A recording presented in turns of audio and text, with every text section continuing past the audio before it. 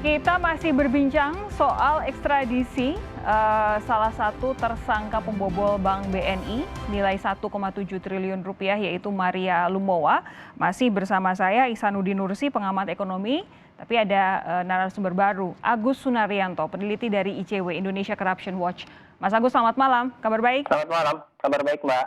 Saya ke Pak Ihsan dulu. Pak Ihsan meneruskan pertanyaan yang tadi sempat saya gantung sebelum jeda iklan. Kalau kemudian pada saat itu Maria bisa menggait dua orang polisi untuk memperlancar kejahatan yang dia lakukan, yang saat ini disangkakan kepadanya, apa yang Anda baca dari situ?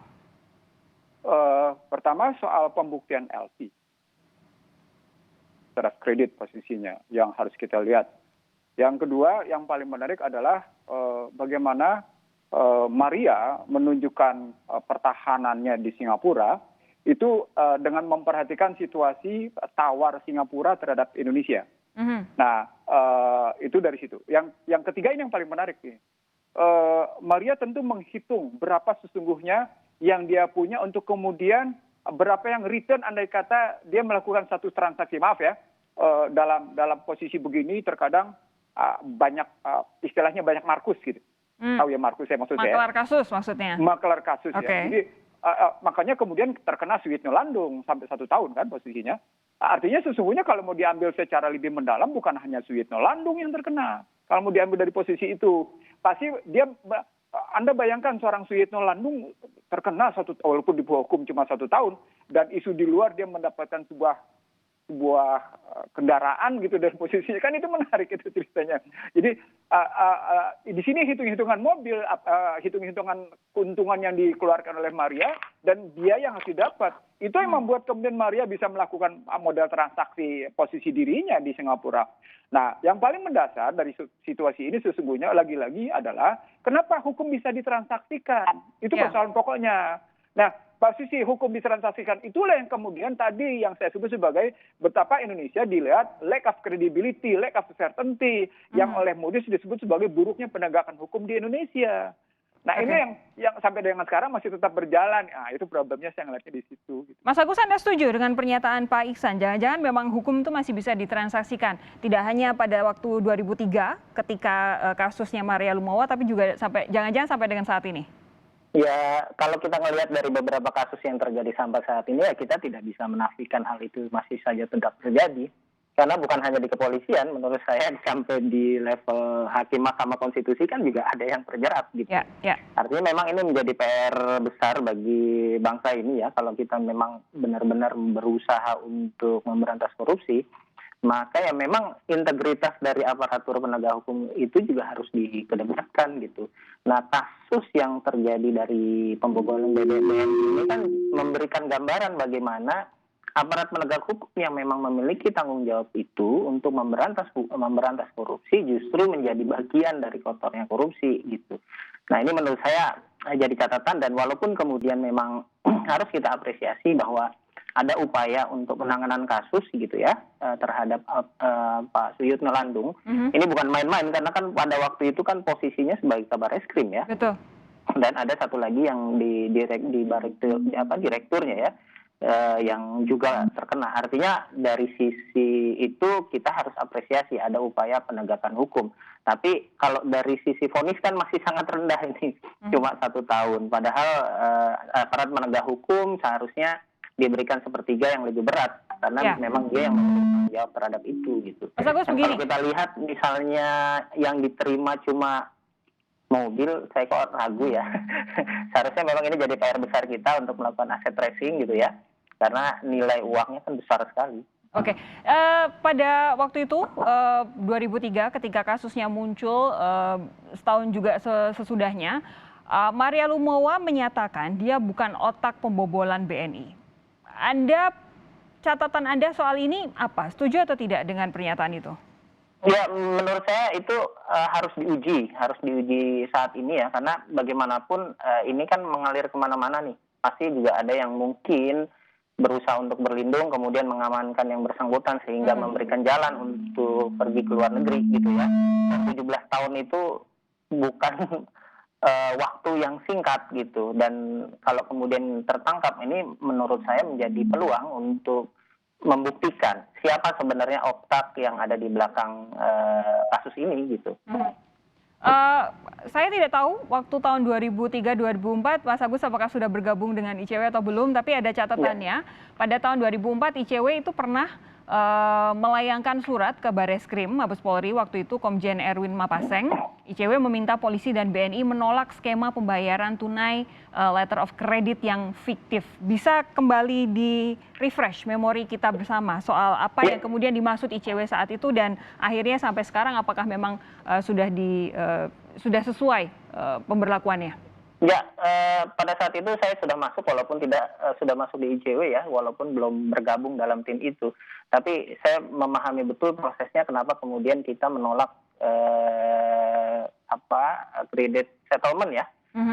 Kita lebih mendorong supaya ada cash settlement karena ketika pada saat itu teman-teman melakukan investigasi ke lapangan ke Kupang sana, ternyata beberapa perusahaan yang menjadi milik Maria dan Andrian itu asetnya bodong gitu loh. Mereka bilang sudah melakukan produksi, tapi ternyata baru melakukan pengecekan saja bahwa di sini ada kandungan marmernya atau tidak gitu. Sudah beroperasi sejak tahun 97, padahal baru melakukan proses pendeteksian awal saja. Dan katanya sudah membongkar berapa balok di 7 gunung, itu juga tidak terjadi berdasarkan hasil investigasi kami. Makanya ini sepertinya pada saat itu kita menilai bahwa ada upaya markup terhadap aset perusahaan yang mereka miliki yang kemudian dijadikan jaminan untuk membayar. Makanya kita dorong supaya pemerintah, BNI juga seharusnya termasuk kejaksaan, kepolisian menolak metode pembayaran itu. Jadi harus benar-benar cash untuk mengembalikan dana yang dibobol gitu. Nah, itu dia yang ingin saya tanyakan ke Pak Iksan. Pak Iksan, kalau menurut Anda ini kan nilainya 1,7 triliun rupiah itu tahun 2003 saat itu. Kalau kita kemudian menghitung inflasi, kita menghitung value mata uang, harusnya sudah jauh lebih tinggi dibanding nilai yang waktu itu tercatat 1,7 triliun rupiah. Menurut Anda pengembalian asetnya akankah bisa mulus, lancar, bisa sebanyak-banyaknya, Pak Iksan?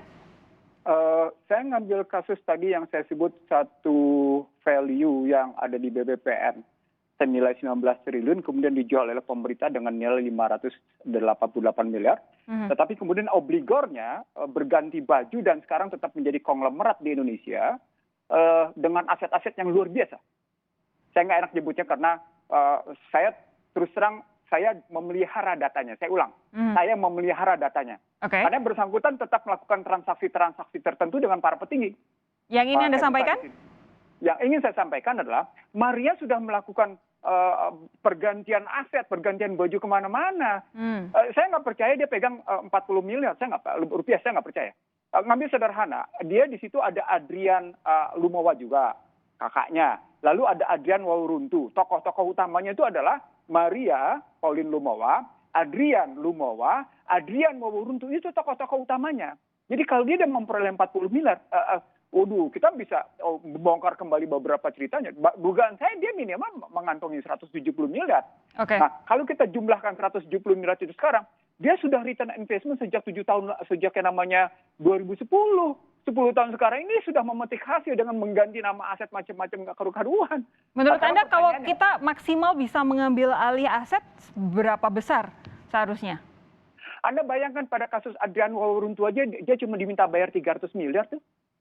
Saya ulang ya, pada kasus Adrian Wawuruntu saja yang kena hukuman seumur hidup, dia hanya diminta oleh pengadilan mengembalikan 300 miliar.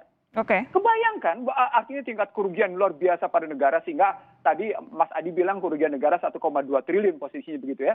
Yang saya bilang kemudian ya iya, dari 1,7 dia pakai untuk mengembalikan dalam rangka menimbulkan kepercayaan perbankan terhadap mereka gitu posisinya. Maka saya menduga Maria minimal menerima 10% dari total yang dia terima. Dari nada Anda, bolehkah saya berkesimpulan Anda pesimistis kita negara bisa mengambil alih aset sebesar-besarnya dari kasus ini? Saya menyebut ya, tingkat recovery di BBPN saja rendah.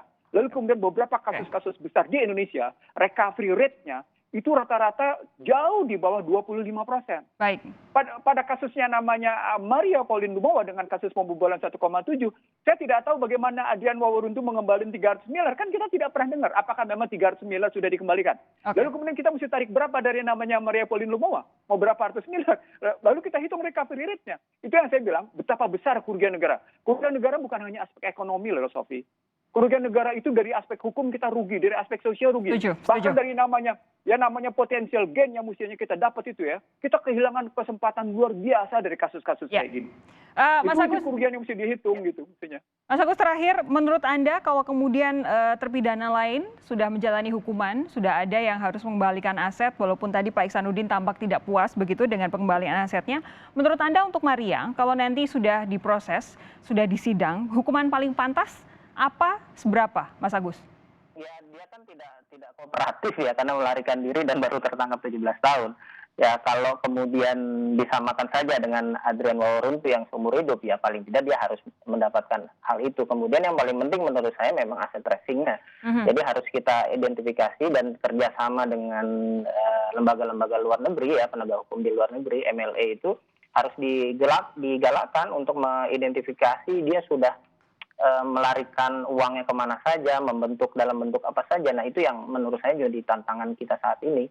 Jadi apa yang sudah dilakukan oleh NCB Serbia gitu kerjasama dengan Interpol, menurut saya tindak lanjutnya seperti apa ke depan. Jangan cuma sekedar menerima saja dari NCB, handling dari sana kemudian dibawa ke sini, kemudian diputuskan di penegak hukum, tapi asetnya kemudian hilang. Percuma menurut saya, apalagi sudah 17 tahun gitu. Jangan sampai hebohnya cuman ketika mengembalikan, memulangkan dia ke dalam negeri, tapi juga harus sampai pemberian hukuman yang setimpal ya. Mas Agus, terima kasih. Pak Ihsanuddin Nursi, terima kasih sudah bergabung malam hari ini di Sapa Indonesia Malam. Saudara jangan kemana-mana, sesaat lagi kami masih punya satu berita lagi. Kasus positif corona mencatat jumlah tertinggi hari ini. Penambahan tertinggi di Jawa Barat dan sekolah calon perwira TNI Angkatan Darat di Bandung menjadi klaster baru penyebaran. Informasinya kami sajikan selepas jeda.